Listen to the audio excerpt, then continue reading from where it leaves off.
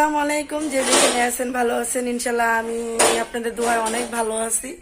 তো আপনারা কেমন আছেন অবশ্যই কমেন্ট করে জানাবেন। আর আমার ভিডিওটা যদি ভালো লেগে থাকে অবশ্যই লাইক, কমেন্ট, শেয়ার, সাবস্ক্রাইব করবেন। আর পাশে থাকা বেল আইকনটি অবশ্যই বাজিয়ে দিবেন।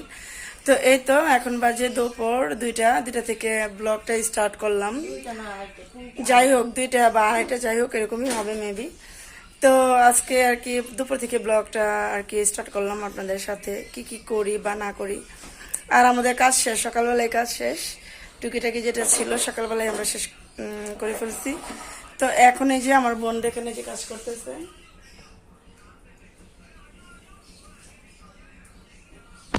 তো পাকঘর গুছাবে আর আমি হচ্ছে বারান্দা এগুলো সবকিছু পরিষ্কার করবো। তো বারান্দার কি অবস্থা এটা আপনাদের সাথে শেয়ার করি, আর আমার ঘরের কি অবস্থা ওইটা আমি শেয়ার করব। তো দেখতে থাকুন আমার ভিডিওটা, ভালো লাগলে অবশ্যই লাইক করবেন কিন্তু। এখন উনি কাজগুলা করতেছে আর কপাল তো কিভাবে থাপড়াইলো এটা আপনারা দেখলেনি, আপনাদের সাথে শেয়ার করলাম। মানে আমি একটু অসুস্থ হইলে উনি এরকমটা করে না গাইস, এটা একদম মিথ্যা কথা। মানে ওই কাজ করে বেশি, আমি বন্ডামি করি বেশি। যাই হোক আমার বোনের জন্য দোয়া করবেন, উনি যাতে এরকম সুস্থ থাকে আর আমাদেরকে একটু বিশেষ করে আমাকে একটু শান্তিতে আমি দোয়া করি এই কারণে আরো বেশি, যাতে আমার বোনদের আল্লাহ সুস্থ স্বাভাবিক রাখে। এই তো পাকঘর মোটামুটি গুছানো শেষ।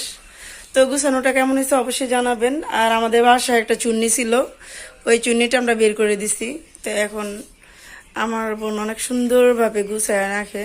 যাই হোক, আর এই তো বারান্দাটা একটু শেয়ার করলাম আপনাদের সাথে। দেখেন এখন কত অগুছালো না, আর একটু পরে দেখবেন সবকিছু একদম ঠিকঠাক। আর চালের বস্তাটা এখানে রাখা হয়েছে, ওই পাকঘরে রাখবো ড্রামের ভিতরে। তো এই তো বৃষ্টি হলে যা হয় আর কি, প্রত্যেকটা বাড়িতে মনে এরকম সেম হয়। তো ওয়াশিং মেশিনে কাপড় আছে অনেকগুলো, এই যে দেখেন এই যে অনেকগুলো কাপড়, এগুলো মেলতে হবে কিন্তু জায়গা নাই।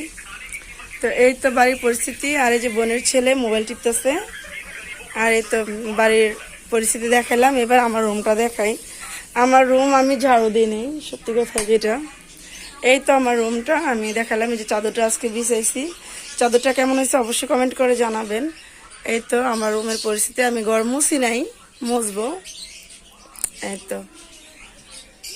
এই তো আমার রুমের পরিস্থিতি।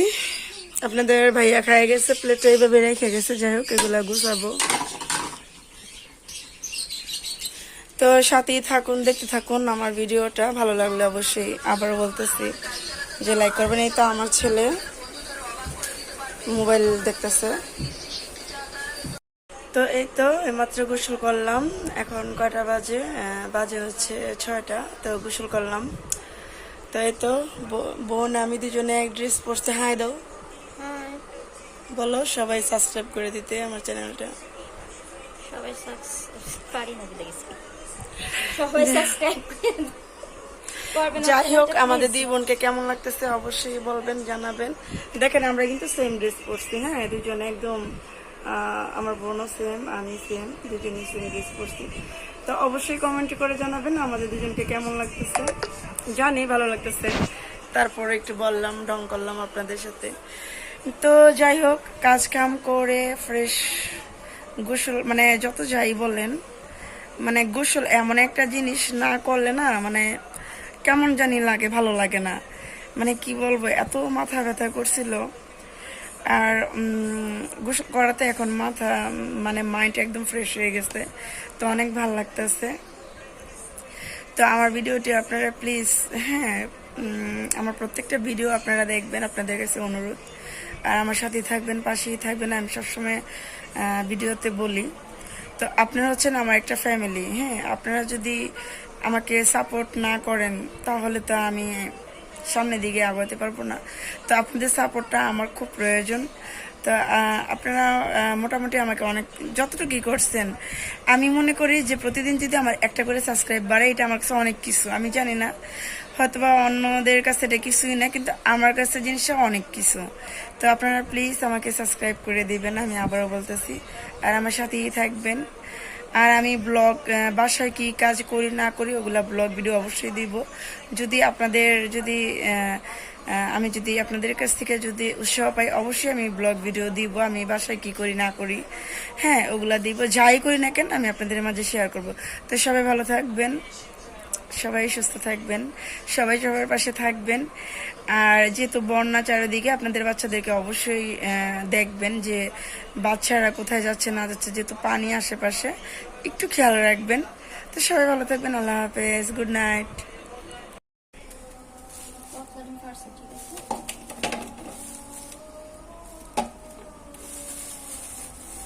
আমরা ডিম দিচ্ছি 60টা। এটা বেশি ফাড়া।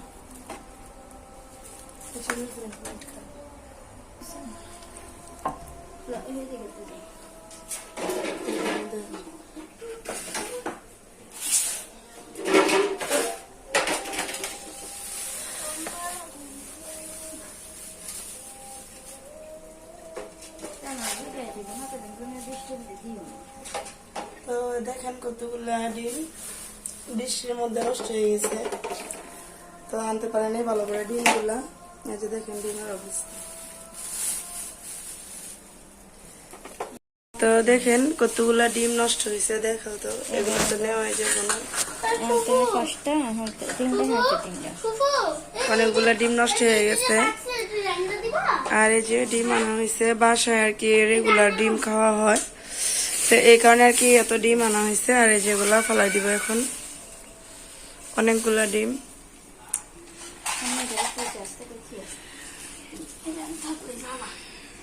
আর এই যে এখানে কটা নেওয়া হয়েছে, যেগুলো আর কি নেওয়ার মতো।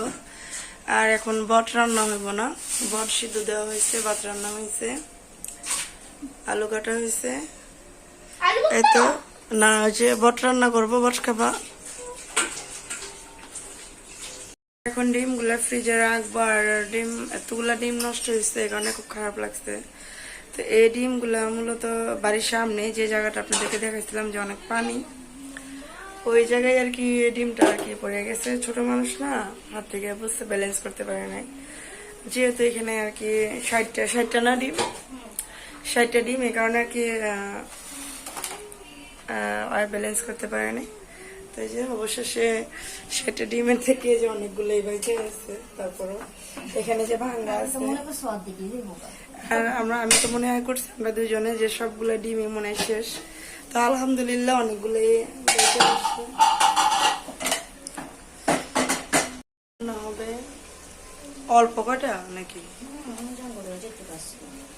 এগুলা কি বট না নাকি আদা? আমি মনে করছি বট।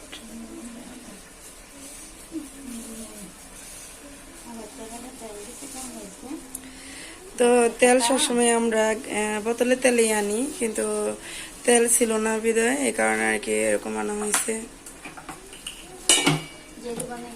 ধর্ম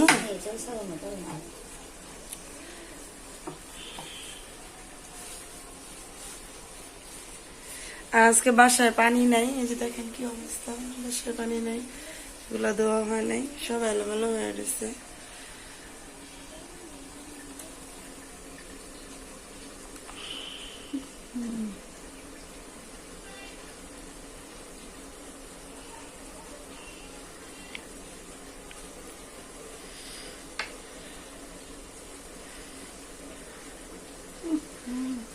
পরে না তো ঠিকই আছে।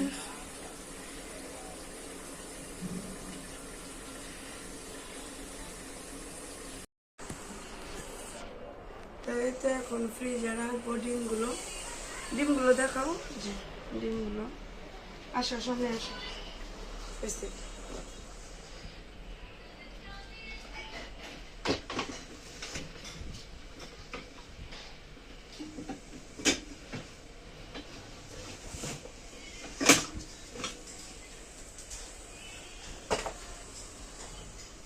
যেখানে কাঁঠাল আছে, কালকে কাঁঠাল আনা হয়েছিল।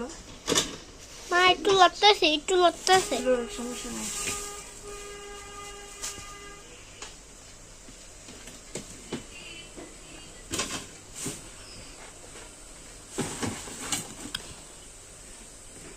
আমার দিকে দাও। তো ফ্রিজে ডিমগুলো রাখা হইলো। তো এই তো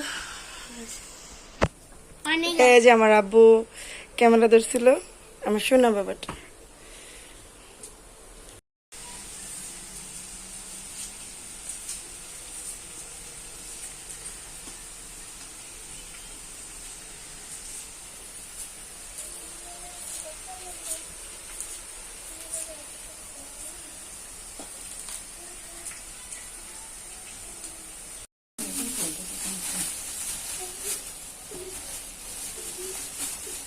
সবসময় নিলে বেশি দিল বাসন তো লাগে বেশি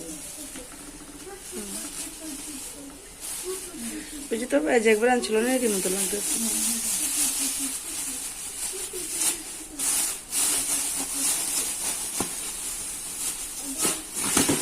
দিয়ে দেন দিয়ে